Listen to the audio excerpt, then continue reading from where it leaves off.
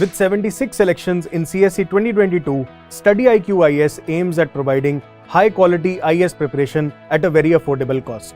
हमारे P2I यानी कि prelims to interview 2024 live batch के साथ आप CSE एग्जाम की तैयारी कर सकते हैं with features like live classes, 1-to-1 mentorship, daily answer writing, success in prelims and mains crash course, 18 books across all subjects, interview guidance program, and the most unique feature, mains residential program, where Study IQ students clearing prelims 2024 will be called to Study IQ campus at no additional cost.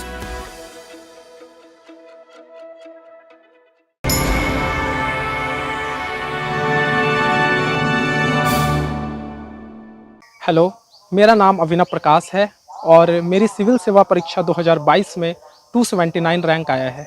ये मेरा second attempt था। मेरा optional history था जिसमें मेरा 304 marks आया है, जो इस साल का हाईएस्ट मार्क्स है।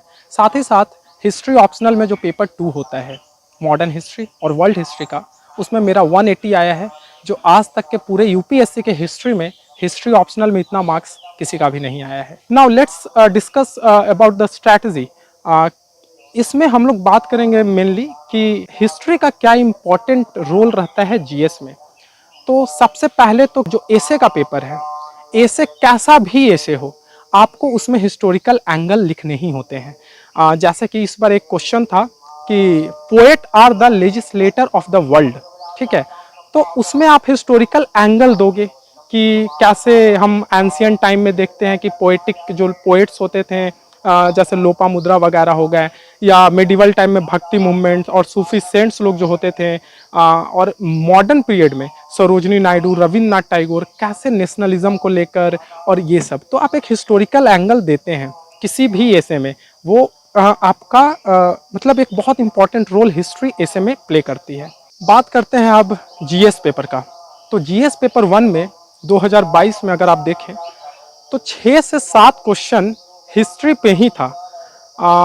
पेपर 1 में जो हिस्ट्री का चैप्टर है, अगर उसको आप देखिए कि कैसे कल्चर जो है, कल्चर एक बहुत इंपॉर्टेंट टॉपिक्स है।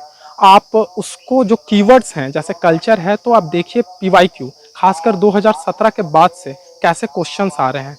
तो आपको दिखेगा रॉक कट आर्किटेक्चर एक बहुत ही इंपॉर्टेंट टॉपिक्स है। यूपीएससी हर दूसरे साल रॉक कट आर्किटेक्चर पे या स्कल्पचर पे, मतलब कल्चर पे हर साल 1-2 क्वेश्चंस रहता है, ठीक है, या टेम्पल आर्किटेक्चर पे। इस बार भी टेम्पल आर्किटेक्चर पे था।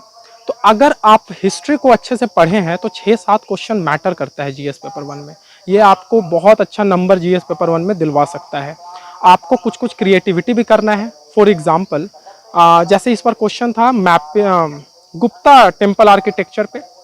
तो गुप्ता टेम्पल आर्किटेक्चर पे जो था, तो आप भारत का मैप बना के ये दिखा सकते थे कि जो गुप्ता टेम्पल्स है, जैसे दशावतारा कहाँ पे है, नचना कुंथारा कहाँ पे है, दाह पर्वतिया कहाँ पे है, भीतरगांव टेम्पल कहाँ पे है, ठीक है। इसके अलावा अब हम बात करते हैं कि जो 5-6 क्वेश्चंस जीएस पेपर 1 में आता है, वो एड्रेस कैसे होगा और कहाँ से होगा। तो देखिए, पहला चीज़ है कि आप इसके लिए बहुत सारे टॉपर्स को ऑलरेडी स्ट्रैटेजी अवेलेबल है कि आपको कैसे स्ट्रक्चर्ड वे में आंसर लिखना है। अगर भक्ति मूवमेंट पे है तो आपको पहले इंट्रो देना है कि भाई भक्ति जो है वो ब्रज टर्म से आया है, जिसका मतलब है love, surrender, devotion towards God. फिर एक मैप बनाइए, डायग्राम बनाइए, डायग्राम के थ्रू दिखा दीजिए कि यूपी में कौन से भक्ति सेंट्स थे, असम में कौन से भक्ति सेंट्स थे, साउथ में कौन से भक्ति सेंट्स थे। फिर जो क्वेश्चन का डिमांड है आप उसको एड्रेस करें और फाइनली कंक्लूड करें। यही स्ट्रक्चर आपको फॉलो करना है। कल्चर के लिए फाइन आर्ट और RS. Sharma more than enough है। इसके अलावा पीवाईक्यू तो देखना ही देखना है 2017 के बाद से। आपको टॉपिक पता चल जाएगा कि कौन सा टॉपिक इंपॉर्टेंट है, उस टॉपिक पे आप अपने आप को बहुत अच्छे से प्रिपेयर कर लें। कल्चर है तो कल्चर क्या है, मतलब हड़प्पन टाइम में क्या रहा था, पॉटरी का, सील का क्या इंपॉर्टेंस था, टेराकोटा का क्या इंपॉर्टेंस था। अगर आप मौर्यन पढ़ रहे हैं तो मौर्यन आर्किटेक्चर क्या था, स्तूपा का क्या इंपॉर्टेंस था, मौर्यन पिलर पे आप तैयार कर ले अपने नोट्स को। जब आप गुप्ता पढ़ रहे हैं तो गुप्ता में क्लासिकल एज था या नहीं था, उस टाइम का क्वाइन पे क्वेश्चन आ जाता है, ठीक है। तो इस तरह से आपको प्रिपेयर करना है। पाला के टाइम पे क्या कल्चरल एस्पेक्ट्स कैसे थे, क्या थे, आप वैसे प्रिपेयर कर ले। इसके बाद इसमें दूसरा जो डायमेंशन है वो है मॉडर्न हिस्ट्री का। मुझे लगता है मॉडर्न हिस्ट्री के लिए स्पेक्ट्रम जो है वो मोर देन इनफ है, आप उसको रेफर कर सकते हैं। एटलीस्ट जीएस लेवल पे स्पेक्ट्रम मोर देन इनफ है। पोस्ट इंडिपेंडेंस के लिए या तो आप स्पेक्ट्रम रेफर करें, या तो फिर आप शेखर बंदोपाध्याय का भी जो बुक है प्लासी टू पार्टीशन, उसमें काफ़ी अच्छे से पोस्ट इंडिपेंडेंस हिस्ट्री को वो दिखाया है। इसके अलावा प्रधानमंत्री करके एक आता है यूट्यूब पे, आपको प्रधानमंत्री आप सर्च कीजिएगा, डॉक्यूमेंट्री है, वो पूरा पोस्ट इंडिपेंडेंस पे है। तो वो भी काफ़ी हेल्पफुल और मतलब पिक्टोग्राफिक वे में अगर आप समझ लेंगे तो आपको याद करने में भी ईजी होगा, क्योंकि इंटीग्रेशन ऑफ प्रिंसली स्टेट पे क्वेश्चंस आ जाते हैं या दलित असर्शन पे क्वेश्चन आ जाता है। इसके बाद आता है वर्ल्ड हिस्ट्री। वर्ल्ड हिस्ट्री के लिए अर्जुन देव का जो किताब है एनसीईआरटी है, और इसके अलावा आप जैन एंड सिन्हा का जो किताब है मोर देन इनफ है। आप अगर इन सब पे फोकस करते हैं तो आपका जीएस पेपर 1 में काफ़ी अच्छा मार्क्स आ जाएगा। हिस्ट्री का इंपॉर्टेंस जीएस पेपर 3 में भी है, क्योंकि उसमें एक सेक्शन है जमींदारी रिफॉर्म।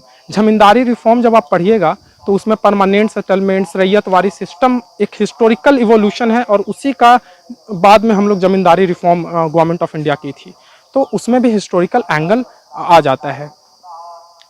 इनफैक्ट प्रीलिम्स में करेंट अफेयर और हिस्ट्री का एक बहुत ही अच्छा कोरिलेशन देखने को मिलता है। अगर कुछ भी ऐसा जैसे सोमनाथ टेम्पल का इनॉग्रेशन हुआ या किसी भी टेम्पल का इनॉग्रेशन ऑनरेबल प्राइम मिनिस्टर करते हैं, तो उससे डायरेक्ट क्वेश्चन प्रीलिम्स में पूछा जाता है। और जीएस पेपर 1 में भी, जैसे कि lion capital honourable prime minister inaugurate किए, तो इस बार बुल और लायन पे क्वेश्चन था, तो उसको आप हिस्टोरिकल तो लिख ही रहे हैं, साथ ही साथ आप करेंट से भी जब इंटरलिंक कर दीजिएगा तो आपका जो है मार्क्स काफ़ी अच्छा और डायनेमिक भी आंसर आपका लगेगा, वैल्यू एडिशन भी हो जाएगा। तो फाइनली मेरा जो एस्पिरेंट्स हैं उनको मैं जो मेरा सजेशन होगा कि आप अपने आप को रिवार्ड दें। जब भी आप पढ़ाई करते हैं तो आप 6 दिन पढ़ाई करें, बहुत जम के पढ़ाई करें, कंटिन्यूसली पढ़ाई करें, बट संडे को आप खुद को एज अ रिवार्ड दें। जो आप मेहनत किए हैं उसका रिवार्ड होना चाहिए। आप ब्रेक लें, मूवीज़ देखें, फ्रेंड्स के साथ घूमें, एंजॉय करें, पार्टी करें, और एक दिन तो रिवार्ड अपने आप को दे। उससे क्या होता है ना कि आपका एफिशिएंसी बढ़ता है, फिर आप नेक्स्ट 6 डेज बहुत अच्छे से मेहनत करेंगे, क्योंकि आपको फिर से अपने आप को रिवार्ड देना है 7th डेज पे। ठीक है, तो अगेन कंसिस्टेंसी, हार्ड वर्क, अपने आप को मोटिवेटेड रखें, कॉन्फिडेंट रखें। Thank you so much.